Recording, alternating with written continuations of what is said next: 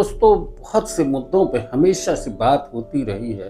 कला, साहित्य, संस्कृति, राजनीति और आर्थिक मुद्दों पर भी हमने चर्चा की। लेकिन एक चीज आपको बता दें कि संस्कृति और कला और साहित्य ये ऐसी विधा है जिसके बारे में ये कहा जा सकता है कि ये अपनी पहुंच अपने तरीके से बना लेती हैं और बढ़ा देती हैं, एक सरहद से पार पहुंच जाती है। हमारी छोटी छोटी सी कोशिशें हमें कहीं न कहीं एक बड़े कलाकार के रूप में दिखा देती हैं। हमारे साथ हैं कदम सांस्कृतिक संस्था के कृष्णकांत जी। हम आपका स्वागत करते हैं और आपको बता दें कि इनकी पूरी टीम चाइना गई थी और बहुत अद्भुत तरीके का अहीर नृत्य की प्रस्तुति हुई और देखने के बाद आपका पूरा शरीर रोमांचित हो उठता है। इस तरीके का एक भाव वहाँ पे मंच पर देखने मिलता है। कृष्णकांत जी, हम आपका स्वागत करते हैं और सबसे पहले जानना चाहते हैं, कदम सांस्कृतिक संस्था जो आपने बनाई जी, इसका शुरुआत कब से हुई थी? भाई साहब, सबसे पहले मैं आपको प्रणाम करता हूँ और आपके माध्यम से सभी सुधी दर्शकों को भी मैं प्रणाम करता हूँ। और चूंकि मैं एक लोक कलाकार हूँ तो मैं हमेशा से ही कोशिश करता हूँ कि जो हमारी लोक संस्कृति उसका हम जितना ज़्यादा प्रचार प्रसार कर सकें। कदम सांस्कृतिक कला केंद्र की स्थापना 1995 में की गई। मेरे गुरुदेव डॉक्टर शैलेंद्र पांडे पंकज गोस्वामी जी ने इसको शुरुआत की और वहीं से भाई साहब अहीर नृत्य का एक तैयारी शुरू हुई स्कूल में। लक्ष्मीनारायण यादव स्कूल रांची में बहुत पुराना स्कूल है, आप जानते हैं। उस स्कूल में ऐसे विद्यार्थी में था और वहाँ से अहीर लोक नृत्य की शुरुआत हुई। अहीर नृत्य सर कुछ नया नहीं है, सारी लोक संस्कृति पुरानी अनादिकाल से चली आ रही है, लेकिन उसको डांस के स्वरूप में प्रस्तुत करना कहीं ना कहीं चुनौतियाँ थी, जैसे गुरुदेव ने मिलकर किया। अहीर नृत्य की जब बात आती है तो निश्चित है उसमें कृष्ण, भगवान श्री कृष्ण का चरित्र कहीं ना कहीं शामिल हो जाता है। ग्वाल बालों का एक पूरा समूह देखने मिलता है और फिर जो लय और गति और शरीर की जो पूरी आप देखें कि जिस तरीके से आप लोगों की प्रस्तुति हमने देखी अभी बीते कुछ दिनों में कई जगह पे मंचन भी देखा जी। कलाकार जिस तरीके से आप बच्चों को ट्रेंड करते हैं अहीर नृत्य में, उतने सारे बच्चों को इकट्ठा करना, उनको प्रशिक्षण देना, ये सारा काम कैसे होता है?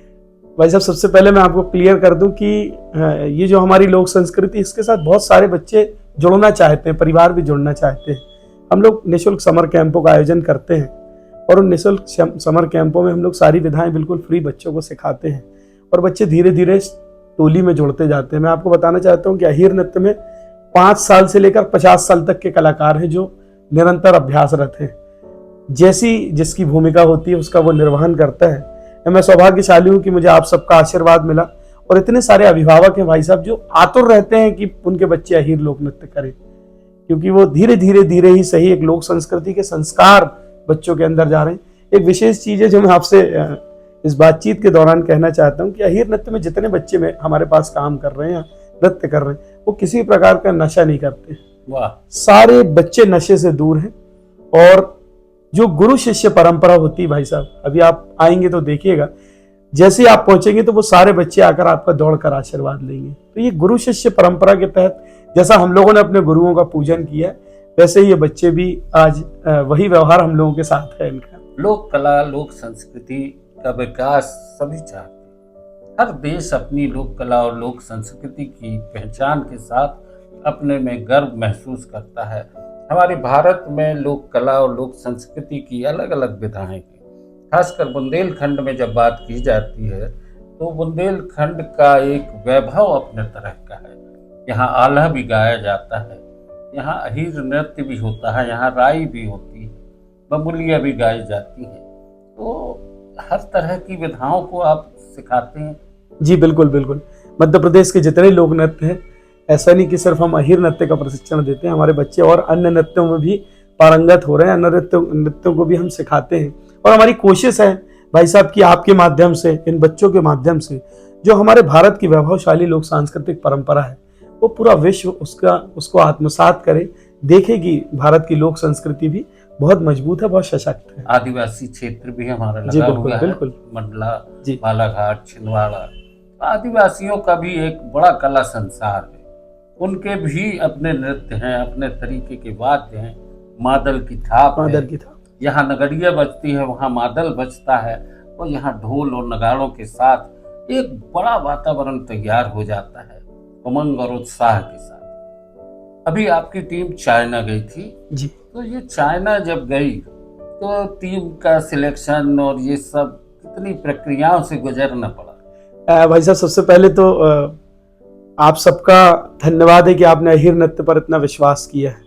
और पिछले 30 वर्षों से हम अनवरत काम करते चले जा रहे हैं, और यूथ फेस्टिवल्स में हम लोग हिस्सा लेते आए हैं। रानी दुर्गावती विश्वविद्यालय को कई बार राष्ट्रीय स्तर पर विजेता होने का गौरव मिला है, और वो वजह है अहिर नृत्य। तो यूथ एक्सचेंज के तहत AIU की तरफ से एक सिलेक्शन होता है, जिसमें भारत की एक टीम को 2-5 साल में एक बार कहीं विदेश जाने का दौरा मिलता है। और ये सौभाग्य आप लोगों के आशीर्वाद से इस बार अहिर नृत्य की टीम को मिला। और जैसे ही ये संदेश हम लोगों तक पहुंचा, पूरी टीम उत्साहित हो गई भाई साहब। सारे बच्चों के पासपोर्ट तैयार करवाए गए, और खूब उत्साह के साथ पूरे कदम के मित्रों ने, सारे लोगों ने खूब बढ़िया सहयोग किया। विश्वविद्यालय का बहुत बड़ा सहयोग रहा, और ये बच्चे आपके आशीर्वाद से चाइना गए। चाइना के शेनचेन शहर में ये प्रतियोगिता या ये कार्यक्रम आयोजित हुआ था, जहाँ पर आसपास के जो लोक नृत्य हैं उनका भी वहाँ प्रस्तुतिकरण हुआ। और आपको बताते हुए मुझे गर्व की अनुभूति हो रही कि अहिर लोक नृत्य ने अपने एक अलग माहौल वहाँ पर क्रिएट किया। जैसा कि अभी आप कह रहे थे कि थिरकने पर मजबूर किया, और आपका एक शब्द और आया था कि सरहदों के पार हमारी संस्कृति जाती है। तो आपकी लोक संस्कृति, आपके महाकौशल अंचल का डांस सरहदों के पार गया, और वहां पर भी उन्होंने लोगों को थिरकने पर मजबूर किया। अच्छा, वहाँ भाषाई संकट तो आते हैं? वैसे जब आप भाषाई संकट तो है ही, लेकिन जब आप पूरी टीम एक साथ जाती है, यूनिवर्सिटी के लोग रहते हैं, दिल्ली AIU के लोग रहते हैं, और वहां से भी हमको लैंग्वेज को समझने वाले लोग मिलते हैं, तो जिसको कहते हैं बहुत बड़ी दिक्कत तो नहीं आई। क्योंकि सर, सबसे बड़ी भाषा होती है प्रेम की भाषा, और ये वो भी जानते हैं और हम भी जानते हैं। और जब अहिर नृत्य हुआ तो जरूर वो लैंग्वेज प्रॉब्लम उनके साथ थी, लेकिन हुर्रा की जो टेर थी वो उनको झूमने पर मजबूर कर रही थी। चाहेंगे एक बार एक टेर आप यहाँ हमारे दर्शकों को? बिल्कुल बिल्कुल। मैं तो आई दिवारी पाहुनी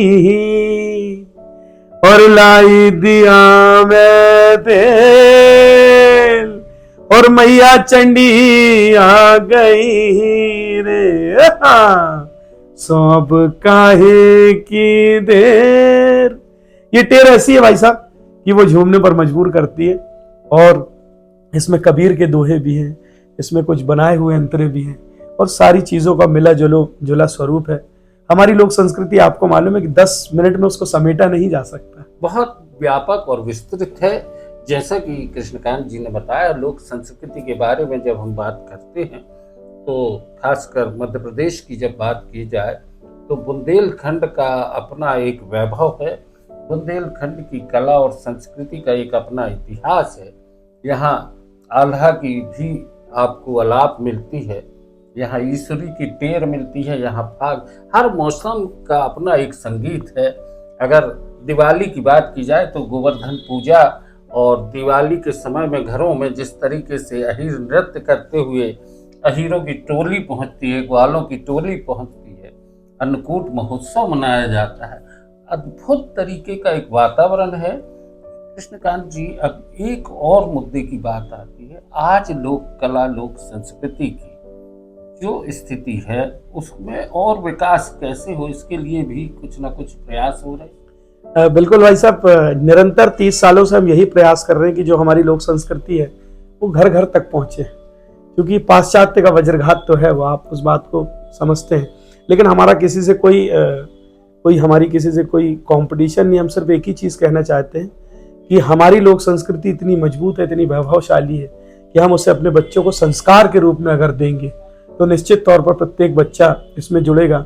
और एक बहुत अच्छी चीज है कि शासन भी समय समय पर लोक नृत्यों की प्रतियोगिताएं आयोजित करता है, जिसके माध्यम से काफी टैलेंट तैयार होता है। लेकिन फिर भी एक निवेदन आपके माध्यम से है मेरा कि चूंकि महाकौशल अंचल बहुत बड़ा और आसपास बहुत संभावना है भाई साहब, तो हम चाहते हैं कि एक ऐसा सेंटर बने, जबलपुर संस्कारधानी में कहीं भी एक ऐसा सेंटर स्थापित किया जाए जहां पर हम निःशुल्क बच्चों को इन सारी विधाओं से जोड़ सके, उन्हें सिखा सके।